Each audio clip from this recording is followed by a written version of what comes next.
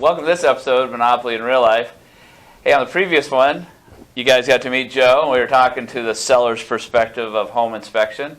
On this one, we're going to talk about the buyer's perspective of home inspection. So meet my friend Joe Corby with Home Team Inspection Services, and we're going to go right into it. Yeah. So, like I said, last one we talked to the seller specific. This one we're going to talk to the buyer specific. Yeah. So, let's say, Joe, that the seller hasn't had an inspection done. What are a couple of the things that are highlights for you? I mean, obviously you have a full-on team. Why don't you talk to me a little bit about the buyer's perspective on an inspection? Okay. What's happening? Well, the buyer's inspection, it's going to be as detailed as a seller's inspection, but the buyers are about to make a huge investment. And so they want to be protected and make sure that they don't have any initial snapshot images or issues at the time of the inspection. That's going to cost them, a couple $1,000s out of pocket after they sign the contract and move into the house. So during a buyer's inspection, of course, we're going to go in the attic. We're going to look at insulation. We're going to go in the crawl space. We're going to look for water, vapor barrier. We're going to look for insulation.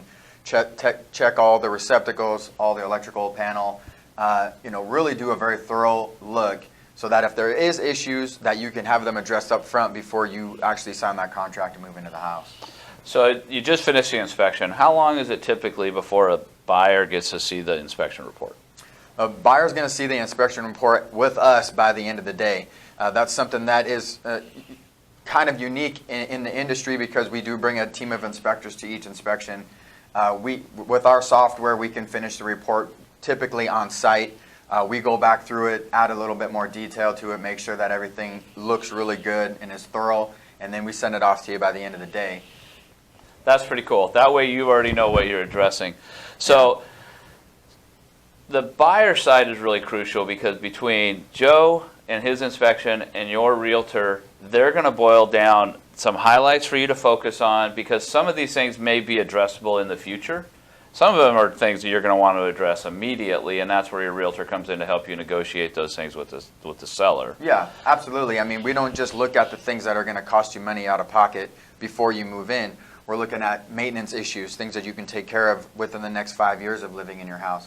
We look at a lot of safety issues. If you have small children in the house, and we know that up front because a lot of times we'll talk to the buyers and find out a little bit about them and take a little bit extra time to look at some of those decking issues, patio issues, stair issues, and then some of the issues in the garage, the safety concerns of the automatic reverse in the garage and the lasers and the eyes in the garage. I didn't even think about that. Yeah. It didn't even cross my mind that those are things that you can check for up Absolutely. Front before, And we do it in every inspection, and our software reminds us, right, to make Nice. sure that we hit every single one of those things. So by the end of it, it's thorough. That's great.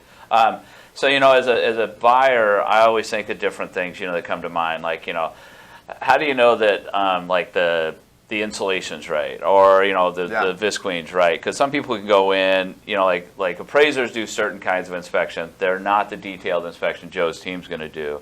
But so, is there like a date to insulation? Is there a date to vapor barrier, or is it just hey, once it's down, it's good, that kind of thing?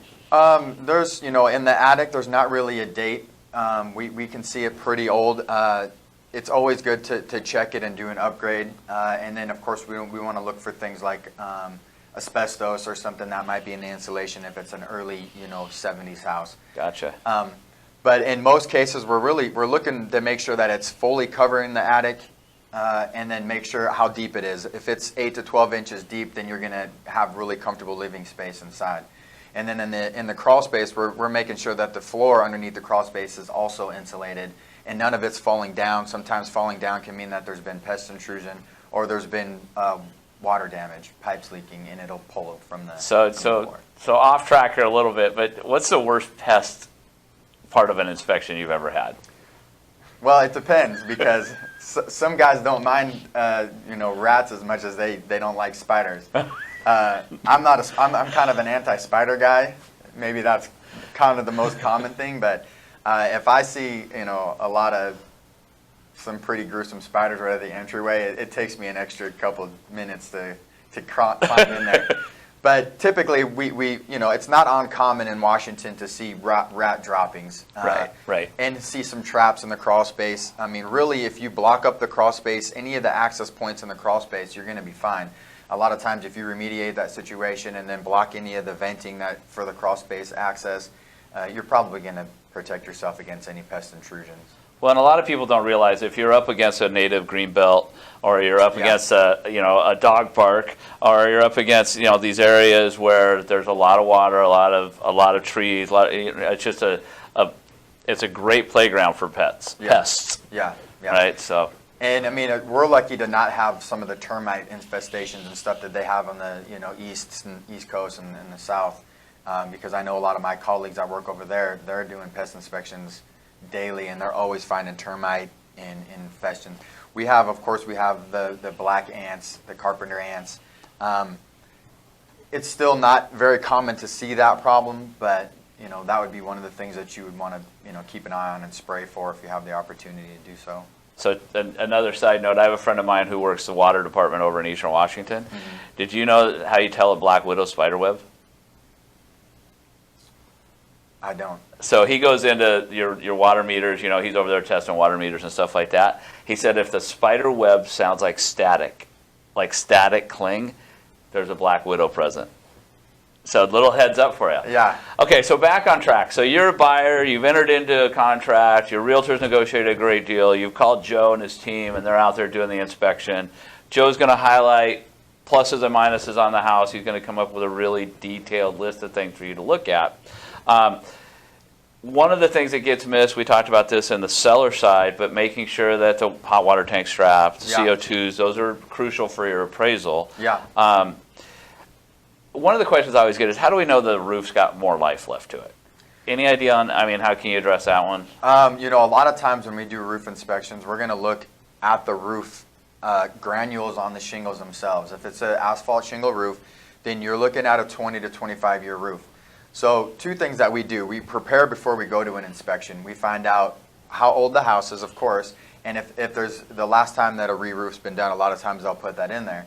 So if it's a 40-year-old house and it doesn't look like it's been re-roofed, then we know that you're probably getting toward the tail end of it.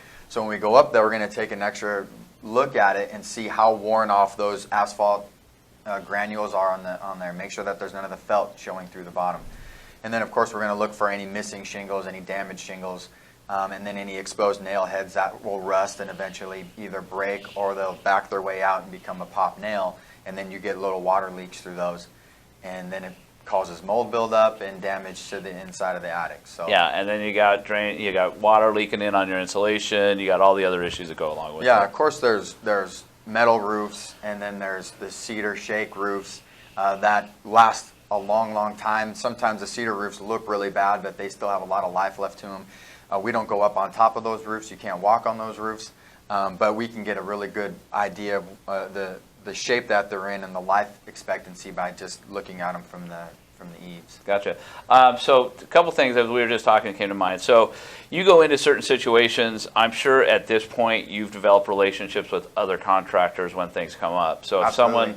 you got your inspection, someone needs they want to negotiate a crawl space, vapor barrier, things like that. I'm sure that you probably have some people. Yeah. Pest control, probably have some people. Yeah, we've built some relationships with some of the local contractors, either through this business, just through doing work, or through me just going out and trying to find and build relationships so that we have people that we can recommend when the time comes. A great inspector who is also a veteran, him and his wife are veterans, and they also do insulation. They can blow insulation in. And then I've done inspections actually for a roofing company, and they do their own roofing, of course, and I've done some inspections for them, and they're a great team. They'll come out and give you a free estimate on the damage of the roof and what it would cost to fix it, and then they'll schedule it from there. That's pretty sweet. I mean, it's all about people doing business with people they know and trust. Yeah. So one other thing I have, kind of put you on the spot. Let's say someone's silly enough to not want to pay for an inspection. Right? What are like two things they absolutely need to check for before they really just go sideways on a deal? I mean, the truth of the matter is there's going to be issues with small issues with, like, let's say receptacles. Maybe they're not grounded, or they're hot and neutral reverse. right? But it's the big things that you really want an inspector to pay attention to. What's the foundation look like? Has there been any abnormal settling in the foundation? Is there water in the crawl space? That's a big one. Is it from groundwater or is it from leaking pipes? And if it's groundwater, then you're going to have to figure out a way to get a sump pump or something to eject it out of there, because that's going to cause mold buildup in there, and it's going to cause more damage. Well, not to mention all the issues that come with mold, right? Yeah. Health issues, asthma, kids with allergies, all those things. Yeah, if we see mold on the spot, we can test for it. We have a relationship with EMSL Labs in Seattle, and so we can do pretty much any testing that you would need as far as a lab goes. But that's something that if you're a buyer and you're going to forego an inspection, which again, I don't suggest. You're definitely going at your own risk if you find out that there's something wrong with it that you didn't know about, going in. Well, and again, on an average of, somewhere between 400 and 450, let's say, in our marketplace, how ridiculous are you being by not calling Joe and having an inspection done? Even if you don't use it for your negotiations, you need to use it for the planning of the future of the things you're going to have to fix. Well, the things you didn't realize you were going to have to fix, right? Yeah. The service on the heating system, the filter system, the cleaning of the, all those things that come to mind. Well, I mean, that's the thing. If we go in there and we find out that the HVAC, hasn't been serviced in 5 years, right? How much does that cost? That covers the cost of your inspection, and 9 times out of 10, your realtor is going to be able to get those few things addressed before you move into the house. Right. So it pays for itself already. Yeah. So it's worth it just in that sense. I wholeheartedly agree. Yeah. We've never bought anything without an inspection.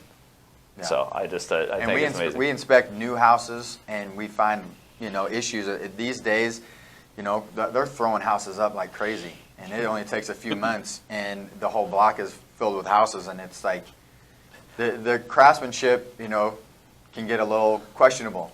Yep. And so we inspections on brand new houses, and we always find enough stuff that they can send that list back to the builders, and it's no cost for them because it's within that 11-month warranty, 12-month warranty, right, where they can get that stuff taken care of. Well, and again, I just think, in this day and age of buyer beware, the buyer needs to be intelligent. Buyer needs to know what's going on with the house. I mean, it's the biggest purchase you're going to make. I don't care if it's the first or the 10th.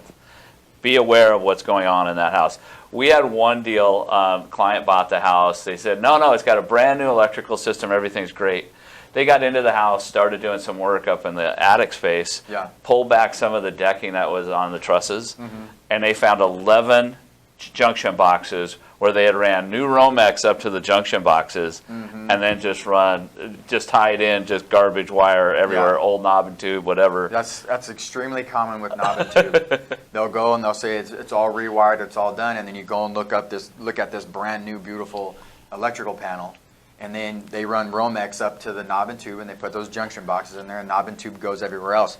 That's one thing that you can kind of spot just right off is if you see that there's 2-prong outlets and not 3-prong, you're probably an on-grounded and you're probably using knob and tube. And if they replaced all the receptacles and you have 3-ground receptacles or 3-prong receptacles, then you can, if you want, you can go to Home Depot and buy a receptacle tester and stick it in there and see if it's on-grounded. I'm just calling you. Yeah. Or give me a call and we'll check them for you. But I'll tell you what, that's one of those flipper tricks, right? And if you watch any of my other episodes, you'll see the one I talk about flips. And a guy doing a flip doesn't know that they'll just go to Home Depot or Lowe's or whatever, and they'll pick up a box of of outlets that are grounded outlets, and he or she will just go about rewiring or reinstalling those without a ground. Yeah. And talk about having kids and safety. And I'm pretty sure in Washington and most places they won't insure you if you have knob and tube running through the house. Well, as long as it's still functional. Yeah. Right? It's hard to get hazard insurance, you're right. Yeah. It takes special carriers with a boost in cost to get there, but it is possible. Joe, thanks so much for coming in on this episode. Appreciate it. Hope you guys enjoyed this, especially for buyers. Buyers beware. Call Joe for your inspection. Make sure you're prepared for the future of that home ownership and have the right things in place. That's right. And then his contact information is right here, so you can get a hold of him. Thank you. See you in the next episode.